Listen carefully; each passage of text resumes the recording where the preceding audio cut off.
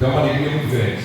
Para aqueles que não me conhecem, eu sou promotor de justiça já há 28 anos. Eu entrei no Ministério Público com 23 anos, estou com 51 anos, e o que me fez sair da promotoria de justiça e ir para a política, sendo bastante objetivo, foi que num dado momento eu resolvi sair do campo da crítica, e eu era um crítico feroz dos políticos, e resolvi me colocar no campo da ação.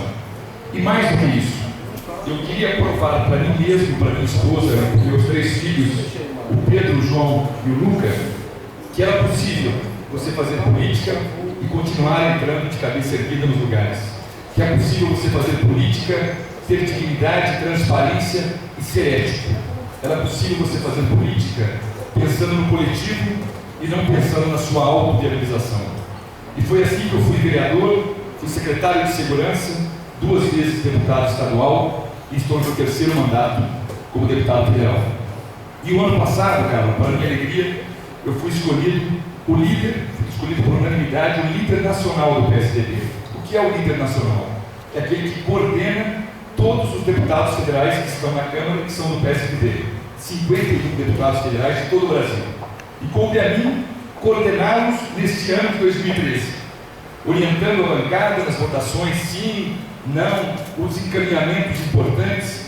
Mas uma coisa que me marcou foi a primeira reunião que eu fiz como líder. São 20 líderes, portanto são 20 partidos na Câmara Federal. A primeira reunião foi no dia 1º de fevereiro de 2013. Eu me sentei à direita do presidente, aquela mesa comprida, e o presidente falou: bom, vou começar aqui pelo Sampaio, quais são as 2 prioridades do PSDB para esse mês de fevereiro? Depois não, presidente. A primeira delas é o fim do 14º e 15º salários que desavergonhadamente são pagos aos deputados federais. O Brasil inteiro trabalha um ano para receber o seu 13º. O que justifica pagar esse 14º e 15º salários a deputados federais?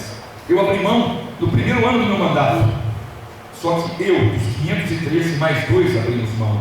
Nós continuávamos pagando o 14º e 15º como se fosse uma coisa natural, e de natural nada tinha, porque deixava as pessoas indignadas e nós não éramos capazes de levar essa indignação para dentro da Câmara e acabar com aquela brincadeira de mau gosto. A luta foi tanta e tão ferrenha, e a imprensa do nosso lado, que foram obrigados a acabar com o 14º e 15º salário no mês de maio do ano passado, e foi uma luta que eu tive o prazer de encabeçar. Perguntado sobre a segunda prioridade do PSDB nessa mesma reunião, eu disse: pois não, senhor presidente, a segunda prioridade é ainda mais simples, é o fim do voto secreto. Vocês escolhem Orlando Moran para representá-los na Câmara e na Assembleia. E no momento mais importante do país, vocês vão ver: bom, deixa eu ver como é que o Carlão votou. Não dá para saber.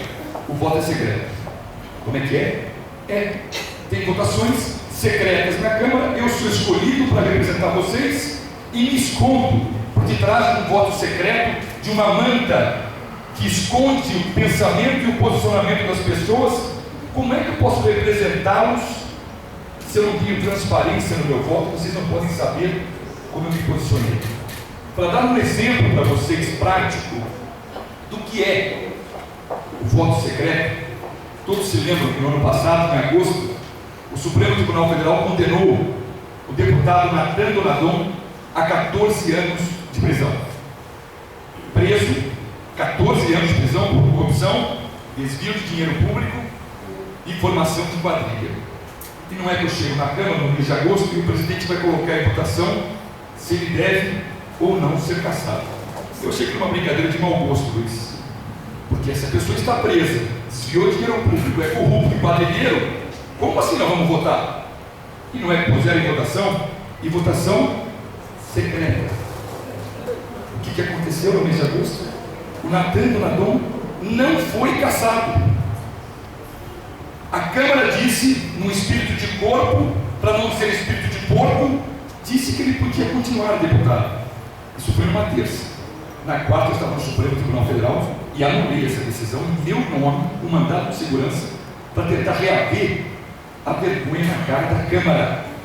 Anulamos a decisão porque o ministro acolheu a nossa tese que não tinha cabimento submeter à votação, e se eu não fosse ao Supremo, e se eu não anulasse essa decisão, como é que vocês iam saber qual foi a posição do Carlão? Eu podia falar o que eu quisesse, o voto foi secreto, vocês jamais saberiam. Mas em dezembro, aprovamos o fim do voto secreto. E o ministro do STF determinou que fosse colocado em votação. Voto aberto. Da Cantonaton. O mesmo preso. Foi cassado por 500 dos 503 deputados. Isso é o voto aberto. Não me importa se ele votou pela cassação, por vergonha da família, dos vizinhos. Não me importa qual foi a razão pela qual ele votou contra. O que é importante, minha gente, é que o voto aberto faz com que a pessoa tenha compromisso com a sua consciência e com o Brasil.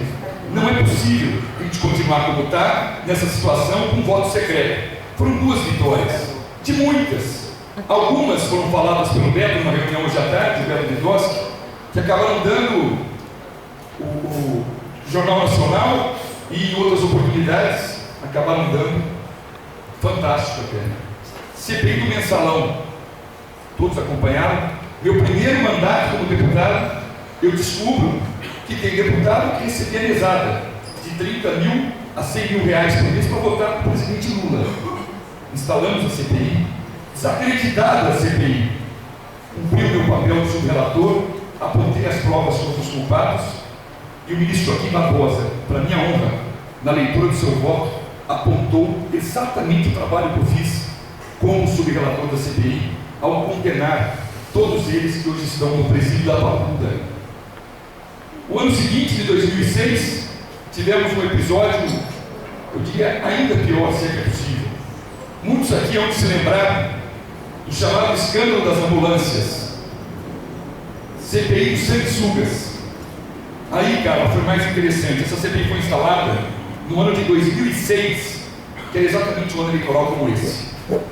E como ela foi instalada em junho, a imprensa nacional e todo mundo fez ecoar pelo Brasil inteiro que essa CPI ia acabar em pizza.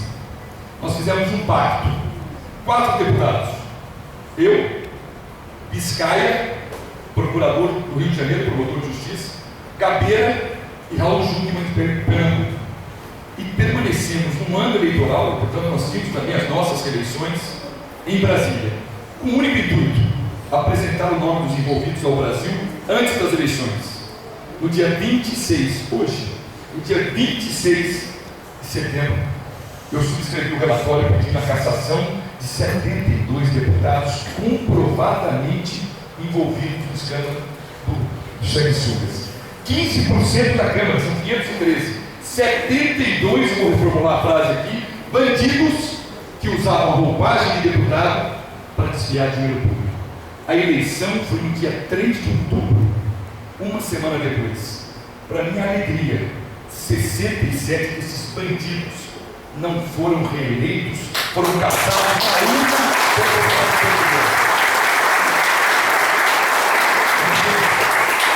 Foi a maior demonstração que podia ter de que a população bem informada vota corretamente.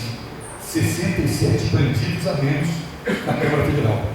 E agora estou eu aqui numa nova jornada, CPI da Petrobras.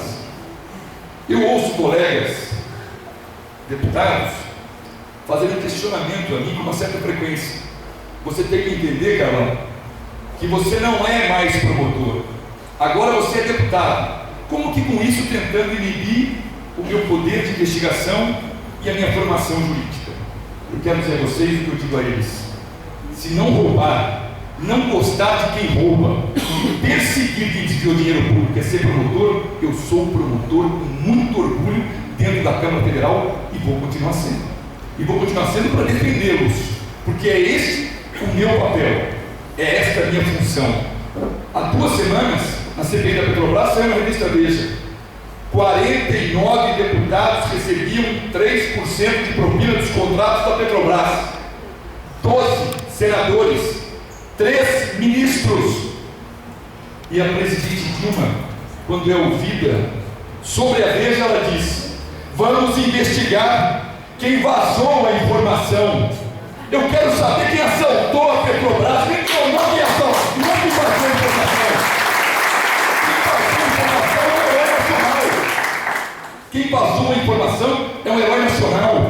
Brasil tem o direito de saber quem são esses marginais de quinta categoria que fizeram a Petrobras, que era a 10ª maior empresa do mundo, o Fernando Henrique Cardoso, se tornar 100ª, 20ª, pular de 10º para 120 na sua posição mundial.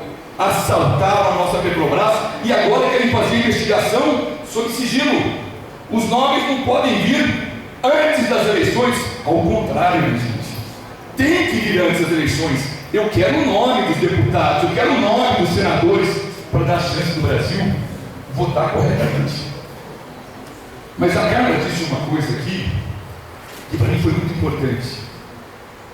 Como é que a gente muda essa realidade? Eu acho que todos vocês já estiveram um dia num restaurante, numa igreja, num barzinho, num clube e terminaram a conversa com aquela famosa frase: esse congresso